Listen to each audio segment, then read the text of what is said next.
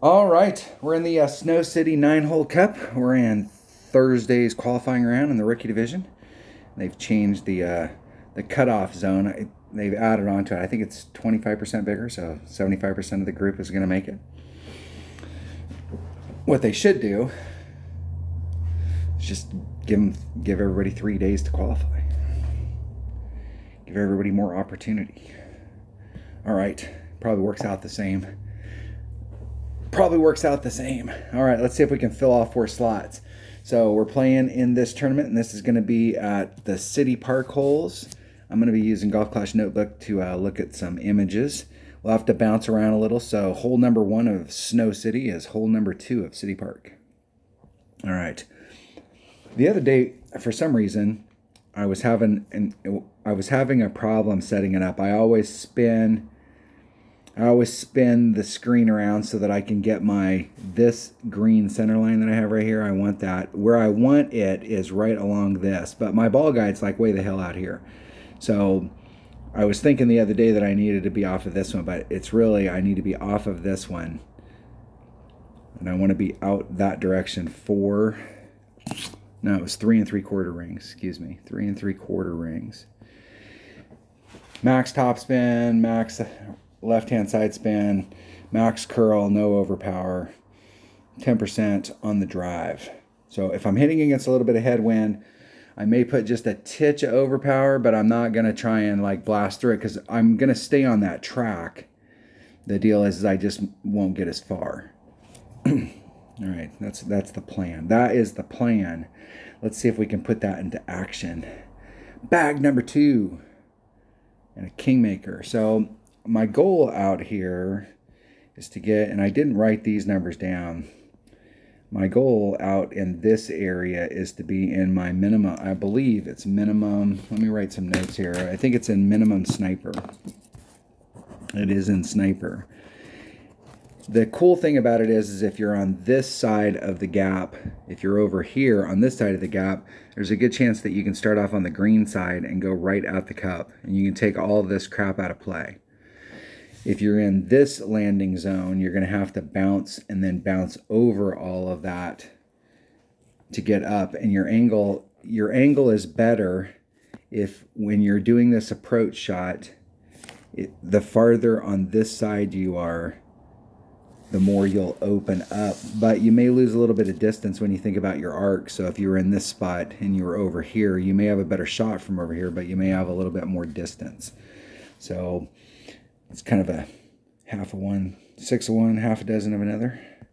But the second shot, I believe, is my goal is minimum sniper, which is 1.2 per ring is how I'm going to play it. And it's minus 10 to the cup is how I'm going to play it. Minus 10 at 1.2 if I can get in the right spot. So let's get in the right spot.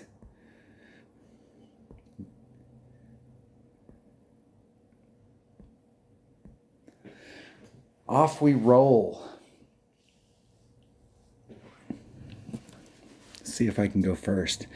The other day, I haven't played this hole in so long. The other day I went to go set it up and I have a spot. To me, this hole right here when it first came out was very difficult because of the accuracy of your extra mile.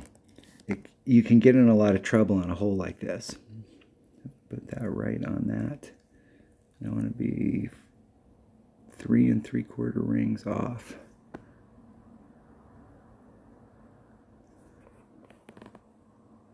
3 3/4 rings. Max. Plus 10%, that's 2.7. 100% accurate club. There's 2.57. That puts me just a titch into power. Max curl. Just a little teeny bit of overpower, rubbing the nubs. Hitting it perfect. And see if that 3 3/4 rings off from that spot puts me right down through the center. And I would, where it was coming through there, I like that spot. So if I hit a 1 ring great to the right, there's a good chance it would have bounced over that rough and sand. And even if it clipped the rough, it would have rolled out. And it gave me potentially a 2 ring great on the left. You can get in a little bit of trouble on the left-hand side. But with an extra mile, it's it's really easy to get caught up and in trouble up here. And if you get caught up and in trouble up here, or if you've got mid-level clubs and you don't have a Nirvana or you don't use a Nirvana, you can be in big trouble on a hole like this if you get caught up in the rough. I'm not really worried about getting caught up in the rough and the sand way up there in the front, because I know a Spitfire and a Nirvana can get out of those areas. Exactly what my opponent did. They got a little bit unlucky, but you can easily recover from there. All right. 2.2 times 0.9 equals, divided by 1.2. It's 1.65.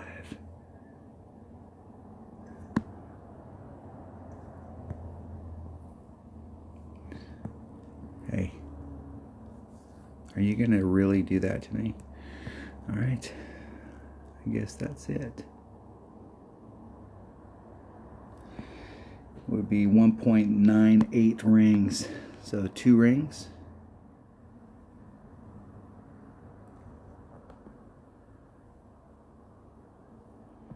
Take the shot. Now all I need to do is hit it perfect.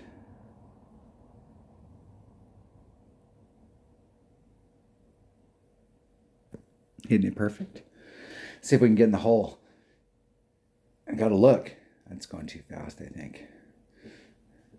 And the wind pushed me off. So in that situation right there, I've played this hole a shit ton of times, and in the past we've always taken wind off. This is one of the things about Golf Clash that really is frustrating, is that shot is absolutely positively uphill, way uphill from where we're at. And if you're hitting downhill, you can almost always expect that you're going to have to add some wind on, but they don't have the physics the same on the other side. It seems inconsistent. I'll have to work on it. I was kind of surprised that I was in between. Like I know I've started off on the green side, and I was really surprised I couldn't get my sniper to engage with the backspin. It looked different. I'll have to go back and watch and see what I did when I was moving it around. But if that spot out there is going to net me, and I did actually pick up a little bit more distance than I normally pick up. Usually I'm right in the mouth. And I might have been wrong in that I didn't start off on the green side. I've always done the bounce over, but from how far I got up there, I was in minimum club. That's probably the case. Forgot. I was watching my buddy Dale Appleby last night. He was doing a stream. He did a stream for about an hour, and then he went to one of his buddies. I went over, I watched for a while, and then I had stuff to do. We're in the Christmas deal. I was talking to him about that new precision ball, and I shot a video on it. If you haven't watched it, I put up a video. I really think that, like, there's so many ways that I, as a player, and having played other app games, like many others of us that came from games where, like, we spent a lot of money. Like, there's a lot of ways that they could monetize the game if they wanted to make more money. But like this particular game, especially because it is, and it's part of been one of my goals, is to help people learn how to play this game so that they, you know, if they want to move on, they can move on, and they got those base skills down. So it's easy to do that. But when you start off and you don't have those base skills, you can pick stuff up, but at a certain point, it's all going to break down because the wind's going to get too high, or stuff's going to get so bad that you won't be able to get it done. But those precision balls have broke the game. That's like totally like, you know how far down the road, like you think about down the road, the 5 ones, if the 5 ones go up to 100%, you'll have to have them. Like anytime the precision balls come out, if you don't buy if you play this game and you don't buy a $100 pack, that's the whole deal. You'll have to, if you can't, especially in tournaments, you've got to have those balls available.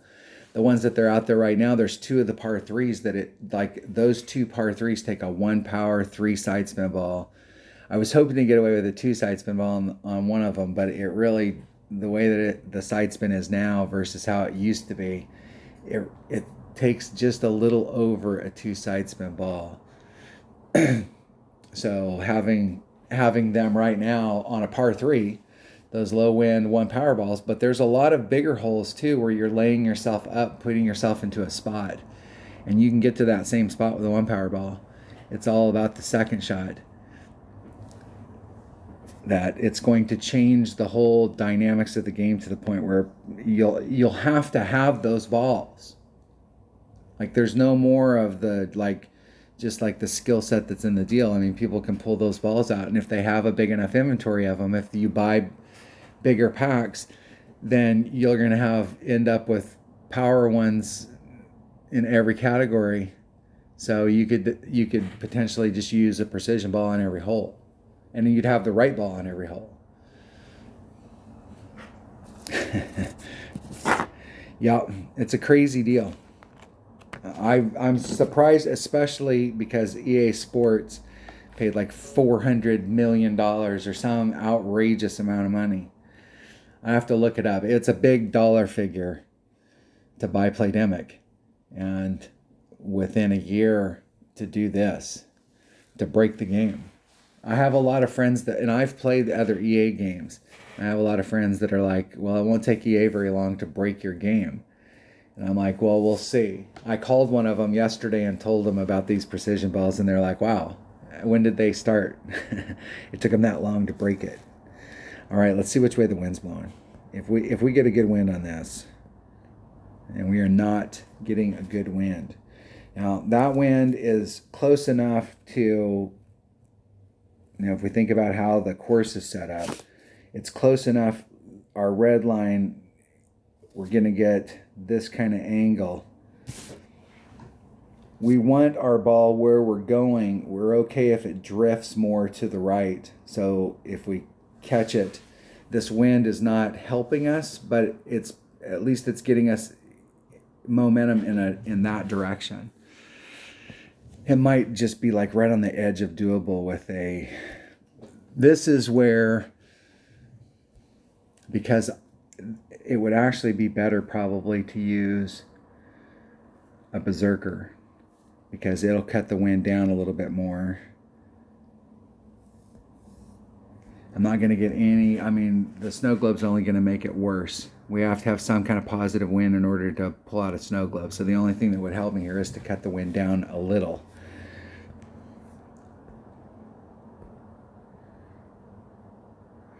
Five power, 1 wind, 3 topspin boost.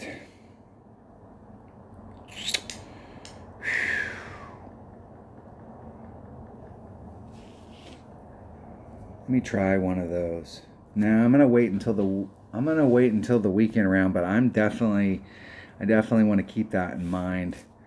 I'll use a berserker. I have a few more of those. And if I do that, I'm going to bring that bag right there. But if I fail, I want to make sure I got my Nirvana. And if I succeed, I want to make sure that I have a big ass wood. So let's set up a bag just for this hole. Now, every time I play this hole, I always have the discussion about which club to bring for my wood. So really, in my mind, you want to bring, if you succeed and you end up out in this area right here, somewhere out in here, it could be, and it could literally just be right off the rough or anywhere out here. I haven't seen a lot of people gain a ton of distance down in this area where they get a lot of forward movement, like nothing like up into this, but you could be a little farther forward, not quite halfway. I've gotten pretty close to halfway. And it's an awesome shot when you're there. And the club you really want to have in your bag when you're here is a Guardian, especially if you got an upper developed Guardian, because you can start in front of this sand trap and you've got tons of backspin. And if you have to, because you've got so much room up here and you've got a big headwind, you can come up here with a Guardian and you can do a max overpower backspin shot so that you can bull your way up here. And even if you hit it 1 or 2 rings great to the left or the right, the second bounce was way up here on the green. And so there's a good chance, unless you hit it to the left and end up in the sand, that you're going to stick up there and you could recover. I mean, you know, you could get up there and get an easy eagle. But if you're in the way back, you may need to engage a little bit of topspin. But topspin here is really tricky because of the way that the green is shaped. Because there's this little flat area where the cup's at is actually, it is rolling downhill, but it's not rolling downhill anywhere near as this backboard. So if you can run it up here, you can engage that backboard and it'll funnel down towards the hole. But if you are just a little too fast, it'll blow past the brake to get you caught up into that funnel, and you'll roll over the back and you'll almost instantly end up in the rough. I think I've been up at the top once or twice where I didn't quite get to the rough, but it's super easy if you're going too fast to end up in the rough. And so you don't want to put, and this is one of those, this course, there's a bunch of holes on this course that have this feature where your ball can slide. And coming onto this green, it's very easy for your first bounce to hit and everything looks good, and then all of a sudden it doesn't take a second bounce. It caught that dip and it hit like this, and when it hit like that, it slid, and once it slides, you're definitely going to go in the rough. Anybody who's played this hole 30-40 times, has caught that at least once where it can happen on this hole. So putting on even just a little bit too much topspin on that second shot can really get you in trouble. So the second shot, in my opinion, is much harder. The first shot is all about having the right ball, catching the right wind, and, you know, hitting typically a 1 ring great to the left or the right are perfect, and you got a shot.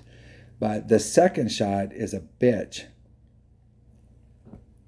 And I'm always debating on which club to bring. I really like to bring my Guardian because it has good ball guide. And if I'm in the right situation, it has lots of backspin. It gives me some options that the other clubs don't give me. But the deal is if I bring my Guardian, I'm going to go, man, I wish I brought my Cataclysm. And if I bring my Cataclysm, I'm going to go, damn, I wish I brought my Guardian. The top spin on a Guardian, when you get it to level 9 and you get that last little bit and it gets to 35%, that seems huge. Huge. A little bit better ball guide. The ball guide here is negligible because both of them are passed on the downhill side of the arc. So at least you're getting you get a lot better read on the downhill side. So if you have a club that's like a 3.4 for ball guide, that ball guide sucks compared to 3.6, even though they're only 2 points away from each other. I'm going to bring my Guardian. It seems like for a long time that was the only ball or only club that I played this a lot.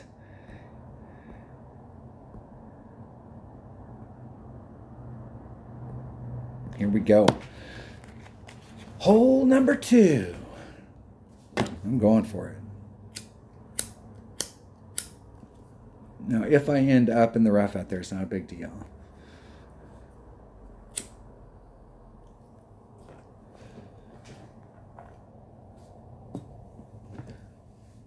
That wind is not, I mean, it is, I like the direction that it's going as far as like it is pushing us. If we have any kind of right hand movement, it will help us down on the end.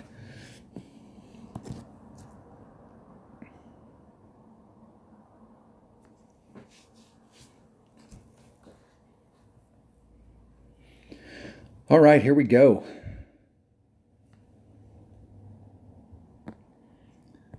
Let's see if we can get...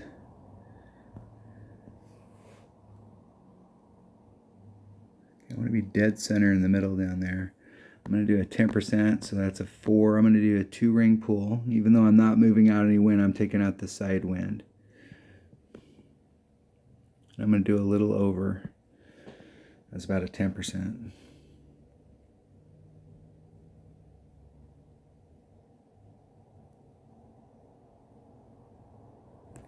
Hitting it perfect. I don't think if there's any headwind that you can get over, I think you're destined to end up in the rough, because it's one of those deals where if you have any tailwind, it's awesome because you're adding on 10%. But it actually, I think for the headwind here, it's probably, it really affects it more. It's not necessarily that you need to pull more. It's just it's really laying it down. Especially when you get over the sand, you get into because on the other side of the sand, it drops down and now you're higher up and it really lays the ball down. And they can easily recover from there. This is a birdie hole with an eagle opportunity. This is unlike any other par. Oh, well, there are a few other par 5s out there that are like that. Okay, it's 5-1. It's 2 per ring, so there's 4, 5. Just need to hit it perfect.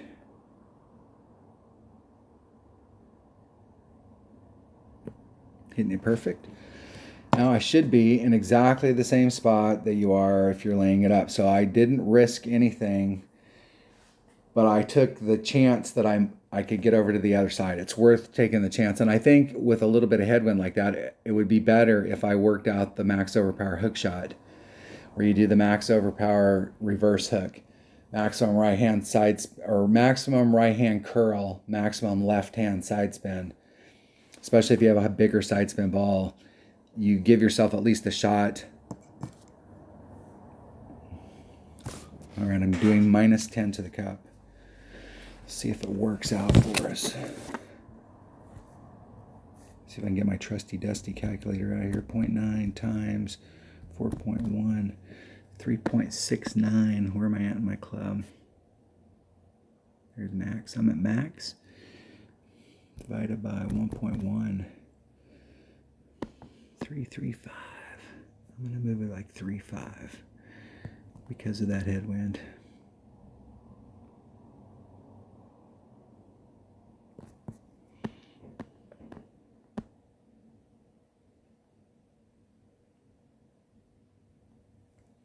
Okay, there's 3, 5. I just need to hit this perfect and it'll go in the hole.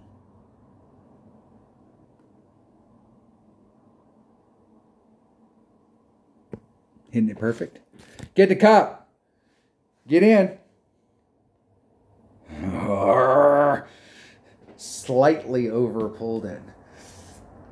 And I was doing it, my calculations based off my notes was 3.35 rings, and I moved it 1.15 more.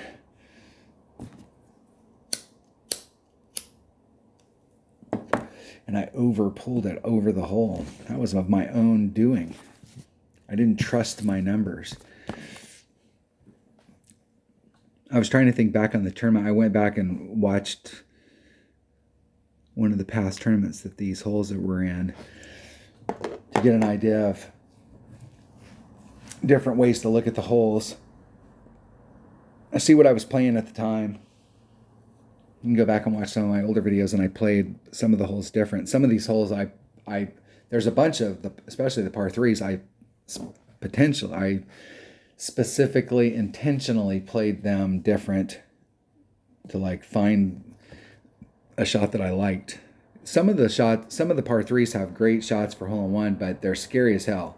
And they're super risky. The risk versus reward is if you hit it, and you have to hit it perfect.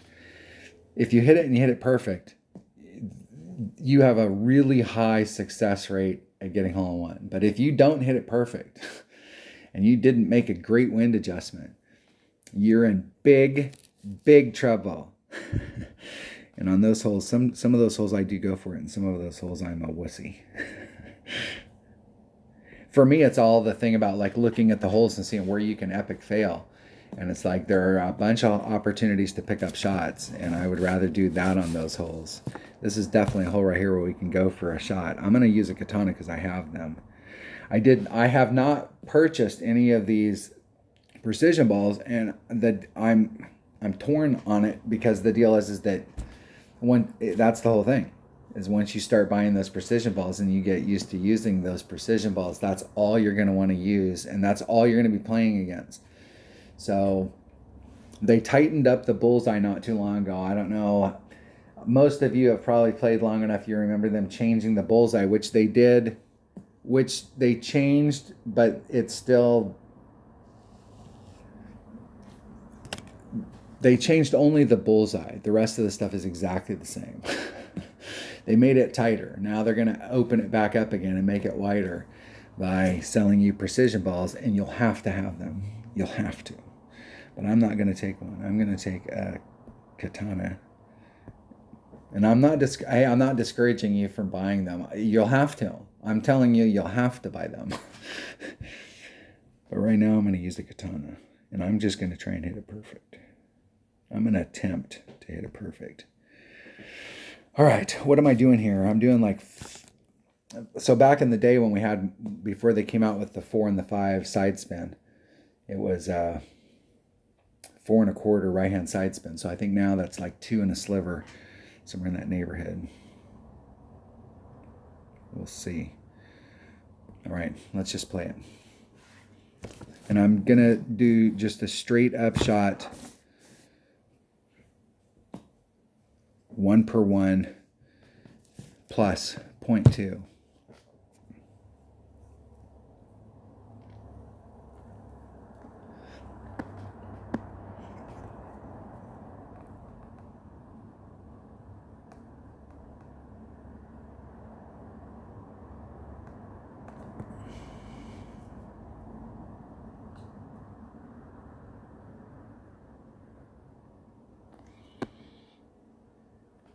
That's high on the cup.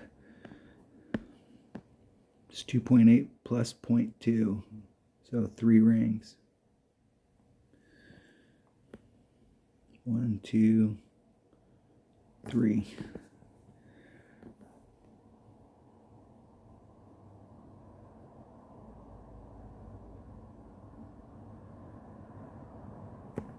Isn't it perfect? See how close I am. Way off. I took that shot yesterday and I used a 1 side spin ball. I used a navigator to see like where I'd have to put myself. I had to put myself up in a different spot. I had to put myself almost at the very top of this.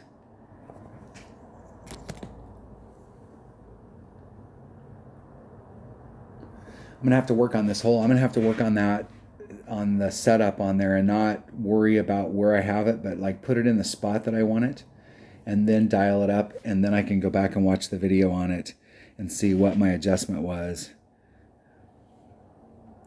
I've done that shot right there that my opponent did. That was the shot that I took on this hole, and it was about maybe 1 hole-in-1 per tournament. But my buddy Kyle found the spot that's up there at the top, and if you work that shot out, that is super successful. You can be super successful from up there. And I'm definitely going to have to get back on that track, because I like being successful on that hole. These explosions are getting long.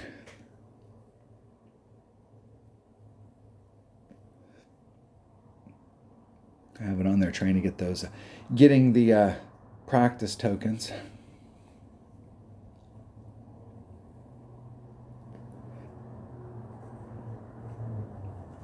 It's a draw. All right, hole number 4. Hole number 4. Hole number 4 is a par 4. Hole number 5. All right, we got a great opportunity on this hole. I'm just going to go play this hole. I'm going to play it with my number 2 bag. And I'm going to take, I want to take a Kingmaker.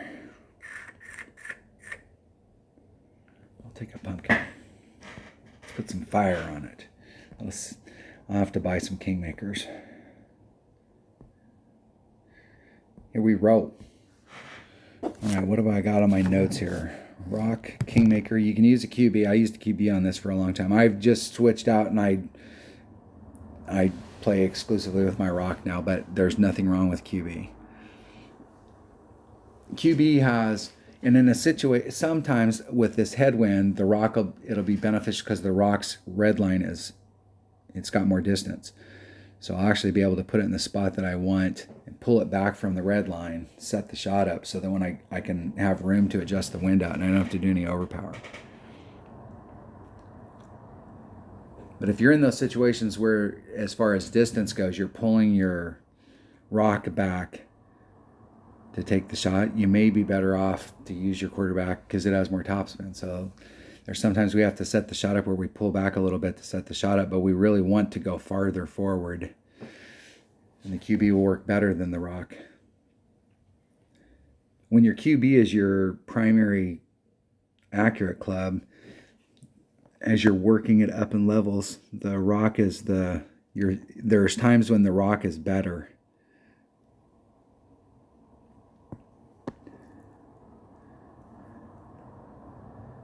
But once you get your rock up to level 9, it goes the other way around. I'm going to do, that's 3.5. I'm going to do 3.8. Right back to the red line. And then I'm going to lean to the right to pull it back out into the fairway. And to wrap it around that tree so I can stay away from it and not hit it like my opponent did. I'm trying to get to like 335, 340. There's that spot, 332. We'll see where that puts me in my, I've got my Kingfisher.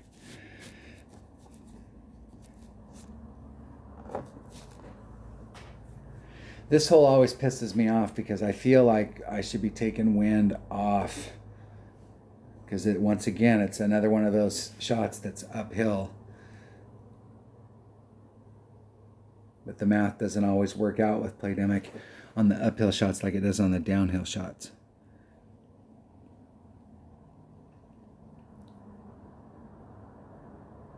Let's see if my opponent can get it in with their backbone. I played with backbone for a long time because it was the best that you could get until you got like your B52 or some other club up. But then when they revamped the Grizzly and completely changed it, but I'm not sure I've had much more success with my Grizzly. I have. I've had a lot more success with my Grizzly than I do with my backbone, but it just feels like I should be more successful with it. Okay, there's max. There's min. There's mid. 1.6 per ring.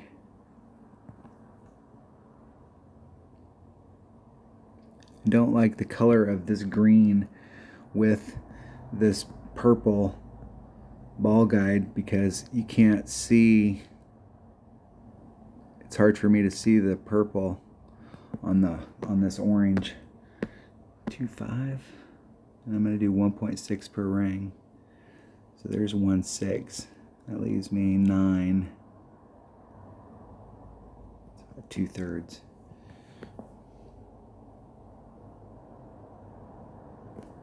Ah! I hit one ring right to the left.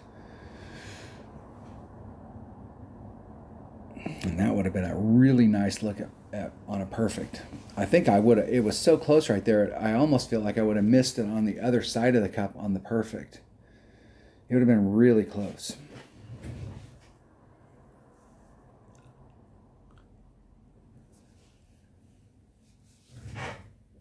The angle that my opponent came in, anything that if you're past that tree up to the first, where the fairway takes the turn and goes towards the green,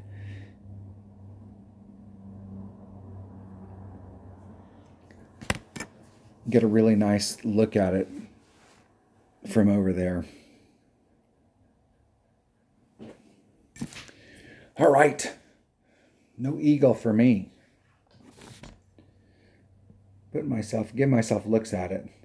It's not capitalizing. All right, hole number 5. What we got here? What is hole number 5? Hole number 5 is City Park hole number 4. All right, I definitely need a hole-in-one right here. And I have to have, once again, I got to have a 3-side spin ball, so I'm going to use a Katana. And I need a Grizzly. And let me look at my notes to see if I have anything written down as far as 1 top spin, maximum right-hand side spin. Plus 10 to the cup. Now I started off on plus 10 the other day, and I can't remember, I just barely missed it, but I can't remember if it was it was almost like I did an overpull. We'll have to see which way the wind's blowing.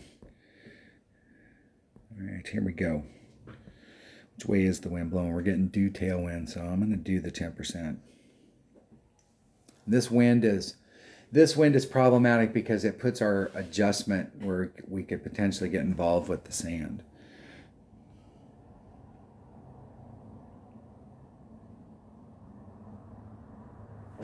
Here we go. I go first.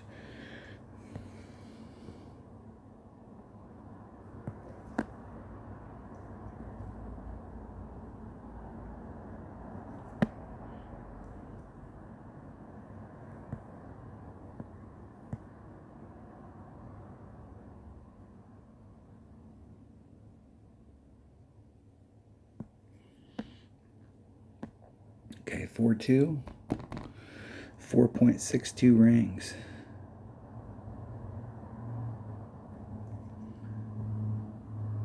Okay, there's 4, 6-2, exactly.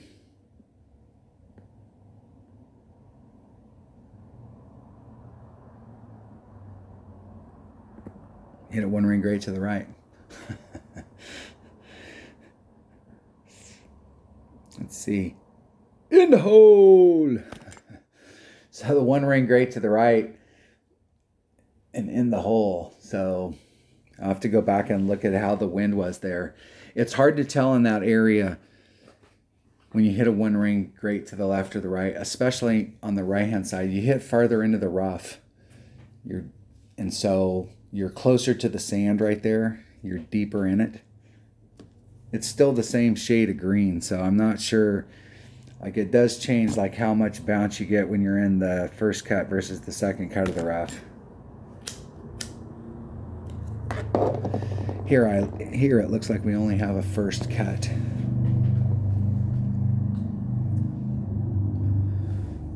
I'll take it. Woo!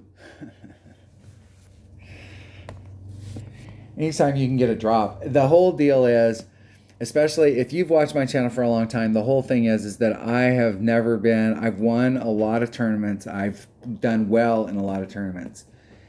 I've had a lot of fun playing, but I've never been one of those players that like every round like just does the stuff I get in the streaks. And the whole thing about getting the drops, especially if you're new and you're getting frustrated in tournaments, the whole deal is to put yourself in position on every hole and worry about minimum score.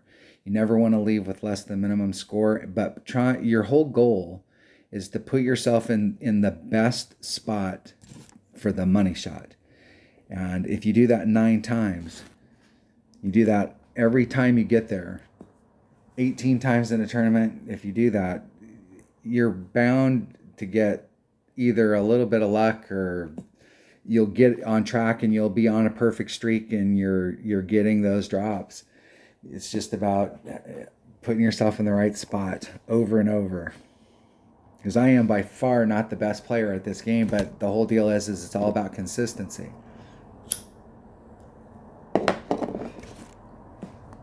And not freaking out when you get in trouble. Put yourself back in play. Put yourself in the best spot. Recover. Move on to the next hole. All right, hole number 6. And that was luck. But I will take it. Hole number 6 is hole number 6. All right.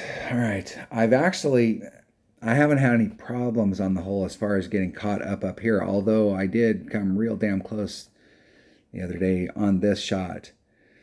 down here, I've overshot where I cleared it and I actually got my third bounces in the fairway. And if that happens, you're instantly in the rough. You can be on the track to go this way, but you're more than likely going to end up in the rough. Not a big deal.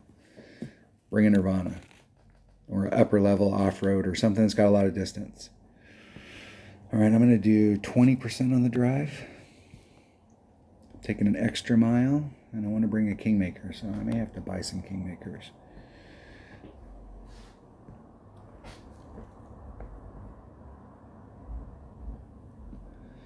Because other than my Kingmaker major balls, I don't have any Kingmakers.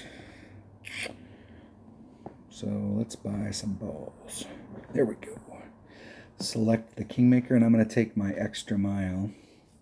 I definitely want to take my Sniper. Got 2 more slots to fill. And let's get one of them right here. Let's get the Albie on this hole right here, right now.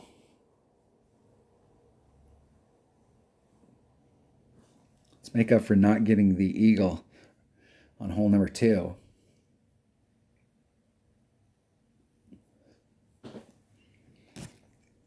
All right, 2-8. So I got max topspin -1.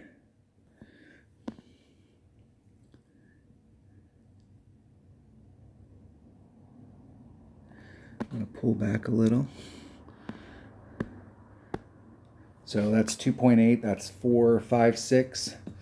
So that's 3, 3, 3, 4, somewhere in that neighborhood. A little over a ring and a half. Let's try and hit it perfect.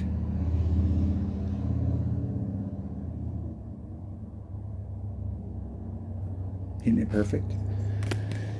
What's all important here is the third bounce clipping the rough. And then it just bleeds out. But if you clear it, you'll definitely end up over here.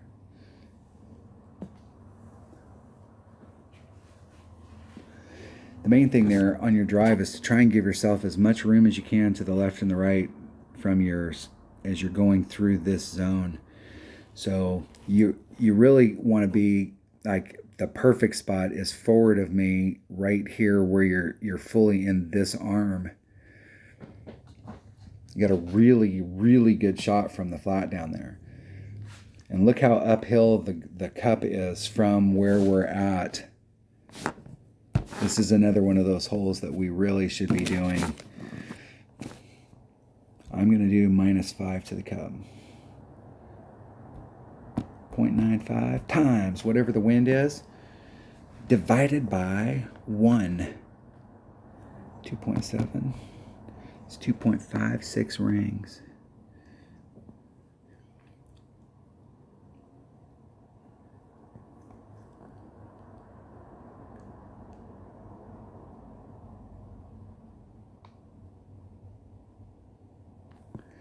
It wants to roll out a little. 2.56 rings. I'm going to do 2.5. There's 2, 5. Now I just need to hit it perfect.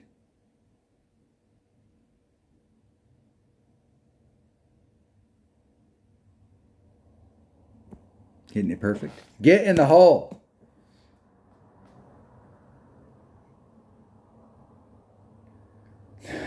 Just a little bit outside, and I started on that edge of the cup, and it moved it out. So it might be one of those deals where I want to start it on the inside edge of the cup. It tails off right at the very end.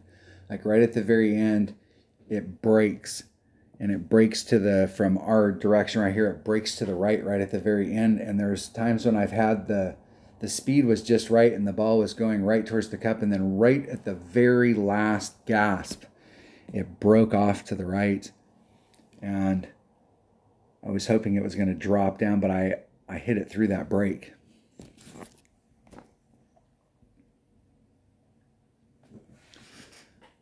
My opponent has a great recovery shot. I have landed in this area in one-on-one a bunch of times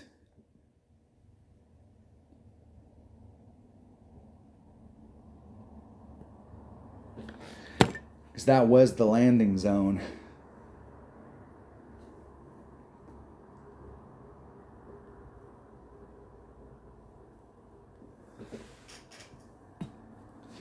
All right, let's see if my opponent can recover.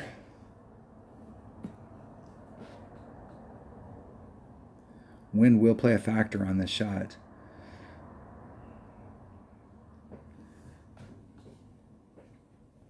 I think of the cup at this distance at 4 miles per hour for half the cup. So if they hit it perfect, it should come in between the flagpole and the right-hand edge, and they're right off. That's a big wind from that distance. That wasn't quite full club, but like a half club right there. There's another hole that we play, a par 4 that we play, that we go for every time I'm on it. I go for it, and I end up in the sand a lot. And the distance that I have is about that same distance. So whenever I'm on a hole and I'm in that distance, I always think of that hole. And I always think of how many times I played it and where I was off and like what kind of adjustment I make on that hole. Hole number 7. All right. What is hole number 7? Is this a par 3? No, hole number 7 is hole number 7. It's actually hole number 8. It is a par 3. All right, I'm going right at this. Yesterday I hit the flagpole. And I know what the deal was is I carried too much speed down the hill. So I had it set up going right at the hole, but I was too far to the right. And so I need to pull it to the left to tighten it up so it won't catch as much speed going down the hill. If I can hit it perfect, I got it. And I'm going to take, and yesterday I took a Titan. So I'm going to take a Titan. Titan, the king of balls. That's right. You heard it here. One more slot to fill. Let's go see if we can get it done right here. Hell, we could potentially get 3 more. We're going to have to start opening some chests. See if we can get a hole in one today, since I did not get one yesterday. It's close. It went in the hole, but it was going so fast coming down the hill. It went in the hole and then way in the hole and then bounced out. Now, if you look at the distance here, like where my opponent's at, I have no idea what kind of an adjustment you should make from the top up there. It seems like when I was playing the top up there that I was making at least a 10, but this is one of those holes that if we have headwind, I think it can be problematic. But like, look how high that first shot is. It's uphill from where we're at.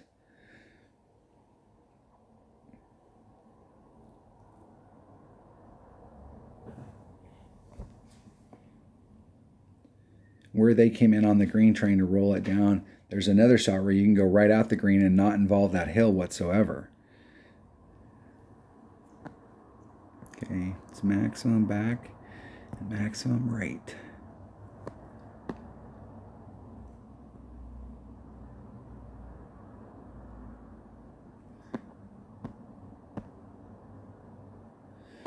Okay, it's 2.7. It's 4.05 rings. I'm going to move it 4 rings. See if I can get lined up with the wind. They tell me that makes a difference. Try and hit it perfect. Not try, let's do.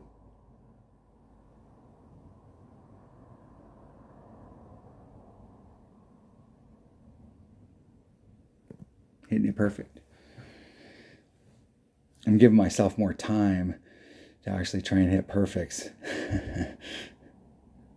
Today, just a little off.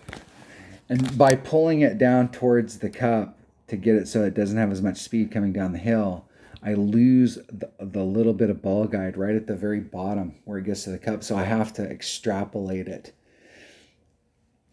And so it's a little easier to mess off just a little on one side or the other. I think if it had like one more backspin, in that situation, it might not be a bad idea to look at using a thorn, because I'm doing max backspin, and that club has much better ball guide.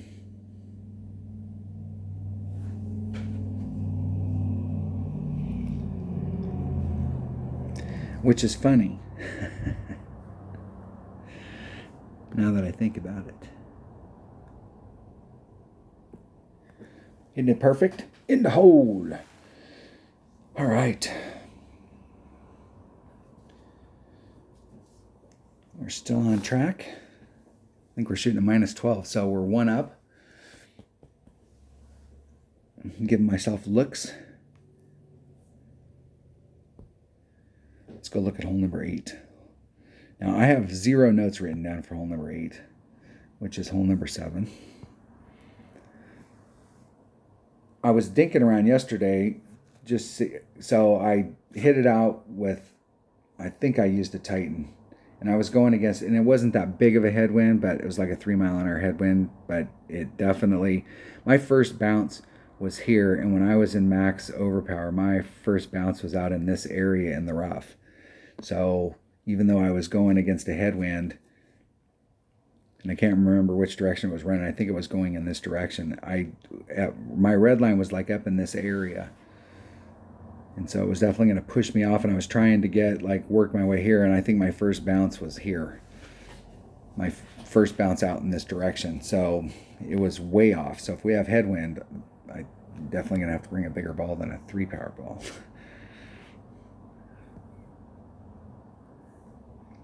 I'm going to bring, and you could probably bring an APOC to help you out if you had a little bit of headwind.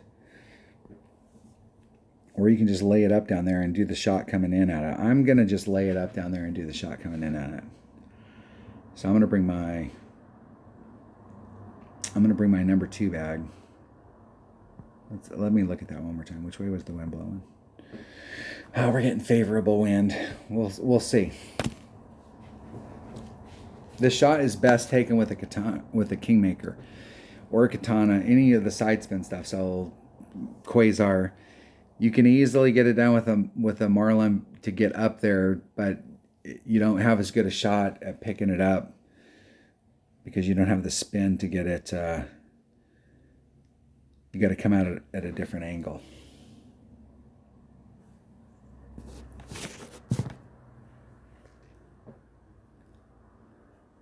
Let's see what my opponent's going to do. They're going to lay it up.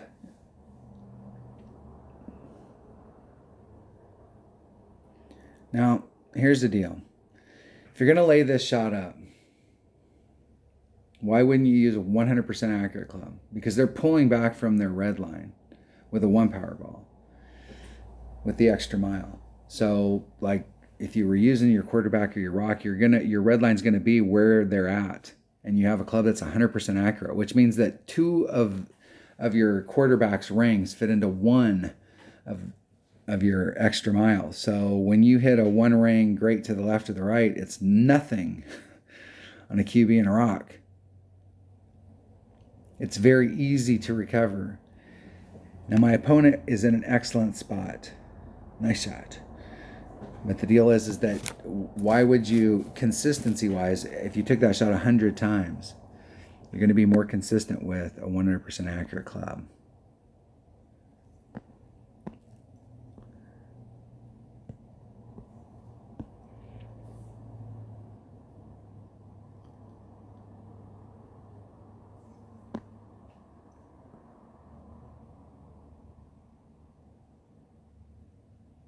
I want to end up out in that area.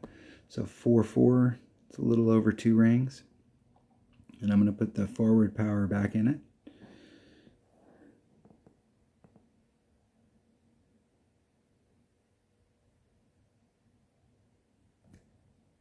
And I hit it 700 rings great to the left.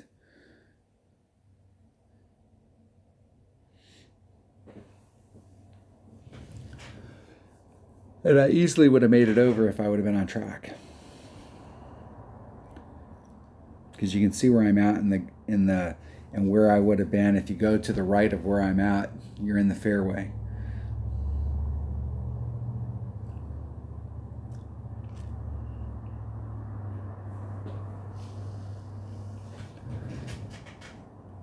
I could have pulled back on that shot a little bit so that when I was in my max overpower,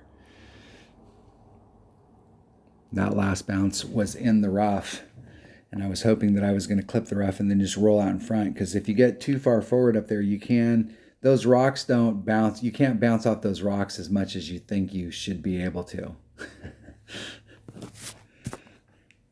I'm sure that there is an adjustment on this shot, but I have no idea what to do on it. So we're just going to take it. There's Max.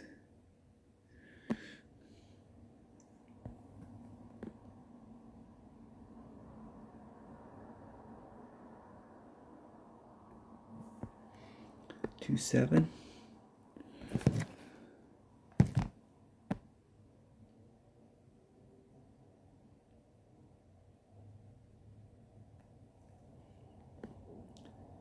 There's 2-7.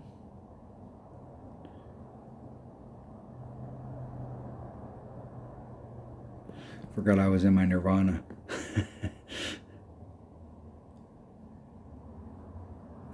That was 2-7, but my Nirvana's 2 per ring at that level or at that distance. So in the hole,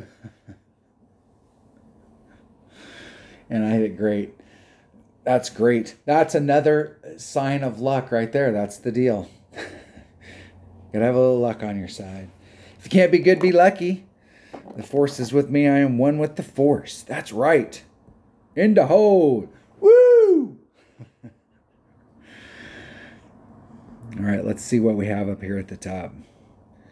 So we have -12 at the top, and I will tell you, this is a -11 tournament. I mean, the minimum score here is -11, and this is a tough course. But you do have 7 great opportunities. Well, I mean, 8 great opportunities. 9 if the wind is blowing right and you have the right ball on hole number 3. Hole number 3 is all about ball. If you have the right ball and the wind's blowing the right direction, you increase your odds that you can get an eagle. But the second shot's still going to be a bitch. So if you can pick up 1 or 2 shots on this course, in the past, I put together a playlist for Snow City, and I put a playlist in there. It was from another tournament that we played all on City Park, and on the back 9, I won that tournament, and on the back 9, I missed 2 putts. I missed a putt. I missed 2 putts. I put myself in a bad spot, and I had really crappy putts, and I missed 2 putts, and I still shot a 13. So you can get on fire on this course. The par 3s are all makeable. I like all 3 of these par 3s. I think they're all dangerous, especially if you put yourself in the wrong spot. There are some difficult putts on some of these holes. And I'm not a really good putter, but they are difficult. And we do have some shots on 2 of the par 5s to pick up Albie. So we have opportunities on this course to pick up some stuff.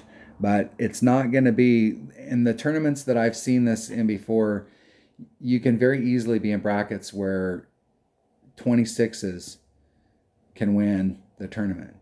Just picking up a couple shots. If you're higher than 26 and you don't win or don't get a banner, you got robbed. I mean, you were in a super tough bracket. And I'm sure in the upper divisions that the numbers can get crazy, but these holes are all, we have an opportunity. Let's go play hole number 9. Hole number 9. Now, hole number 9.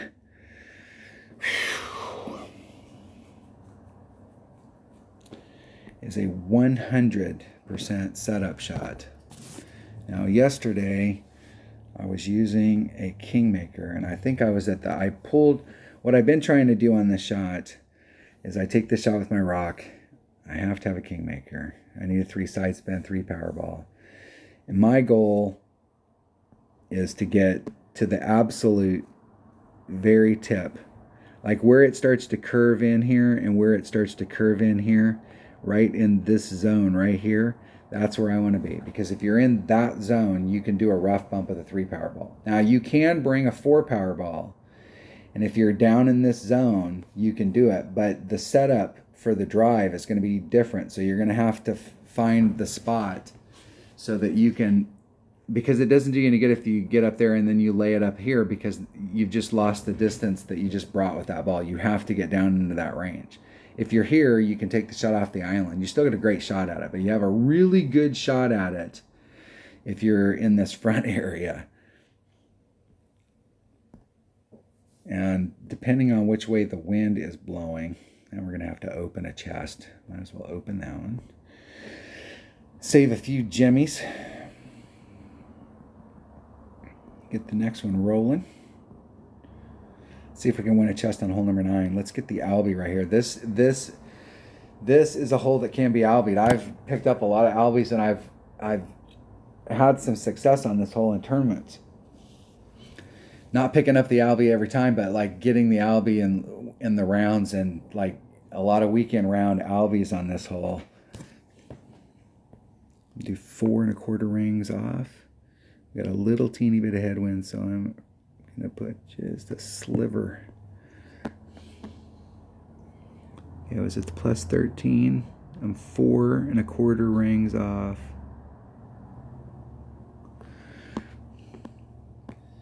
And I'm gonna do about a 2-4 pull.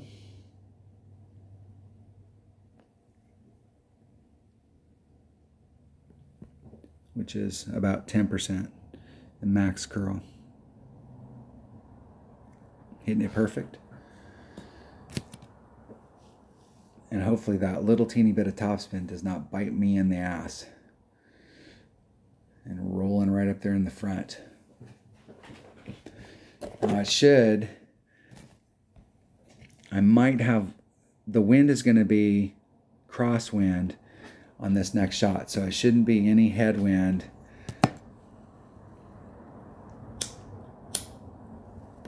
It actually might be a little bit of tailwind.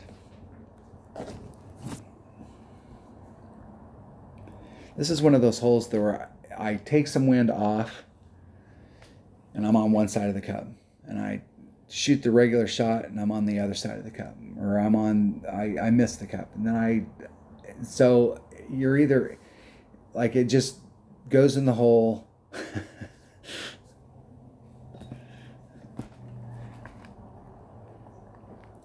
And I have had success on this hole, and it's still like that. 3, 4. Do I have a window? I do. A little bit of a window. And it's easy to be short on this hole. So I want to make sure my ball guide's going through the cup.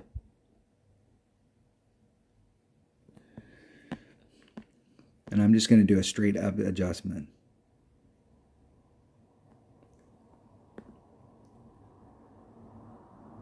There's 3, 4.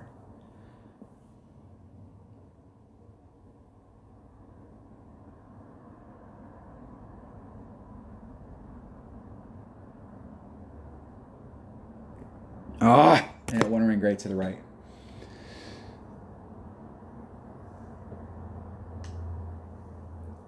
At least I'm on the right hand side. That would have been a great Albie to pick up.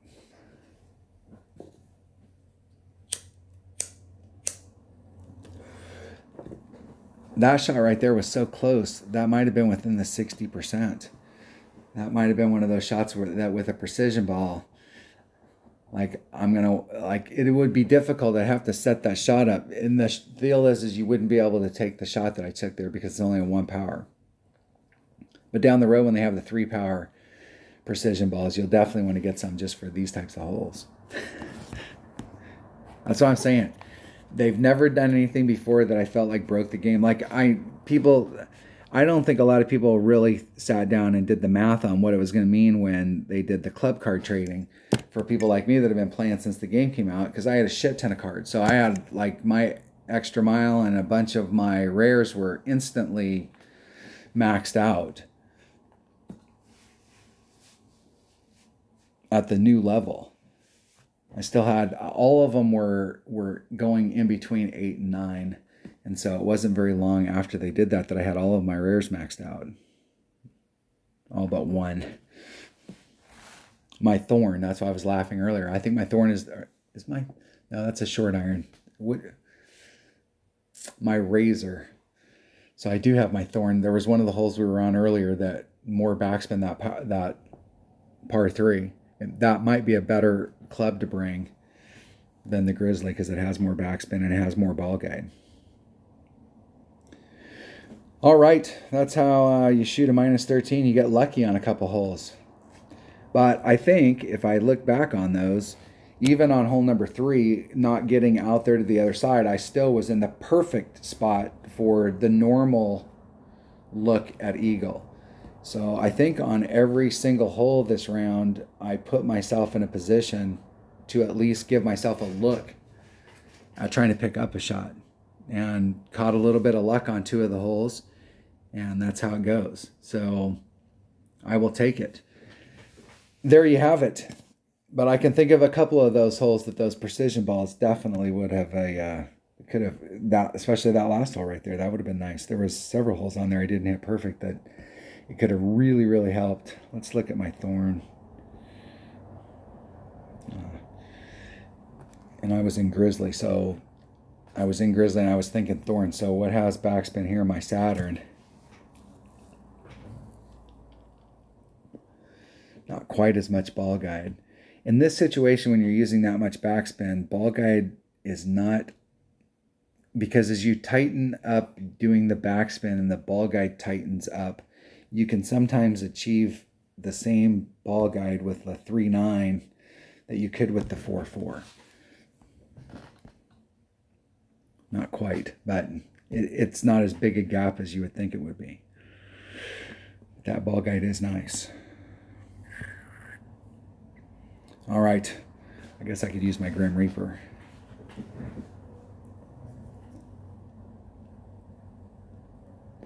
That'd get me a little closer. And distance-wise, it's pretty close. And I have a little bit of room on my forward red line for headwind. So my Grim Reaper might be, I may practice that hole a couple times with the Grim Reaper and see how it plays on it. But I do, and I think that I have plenty of room out there with the 3-power ball. And the reason that I play that with a 3-power ball, you can play that with, you do not have to use a 3-power ball on that last par 3. I want to make sure I clear that up.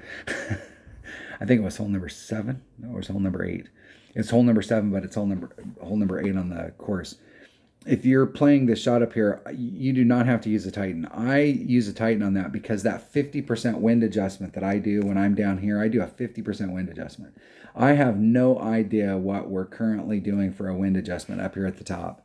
And where my opponent was up here at the top, they came in over here and engaged the hill and then tried to roll it down the hill. There's another shot from up here at the top that you can do where you're down here and your first bounce is right on that fringe and you're trying to go straight at the cup and you're trying to avoid the freaking hill. Because you can see where the hill comes down right here and you're pretty much on flat. I don't want to hit that hill at all. I just want to roll to the cup. But if you miss it, it'll roll up the hill and it'll roll right back down towards the cup.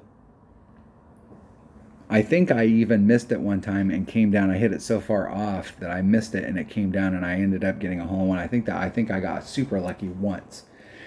But I had some danger issues down here because of how close it was, and I switched to this shot and worked the wind adjustment out, and I found that what happened was I started working this out in one-on-one, and I came to this hole several times with the Titan, and so I got used to playing it. I went back and watched some video on it, and I was like, well, every time I've had a lot of success on there, I inadvertently left on the Titan or came to the hole with the Titan. And so I just use a Titan on it, but you don't have to. You can save a Titan right there. The king of balls. This tournament is sponsored by Titan, the king of balls. That's right. You heard it here. All right. Good luck in the tournament. I ended up winning 5 chests. Look at that. 5 out of 9 holes. That's pretty good. Have a great week and good luck this weekend. And have a good holiday season. Thanks for watching.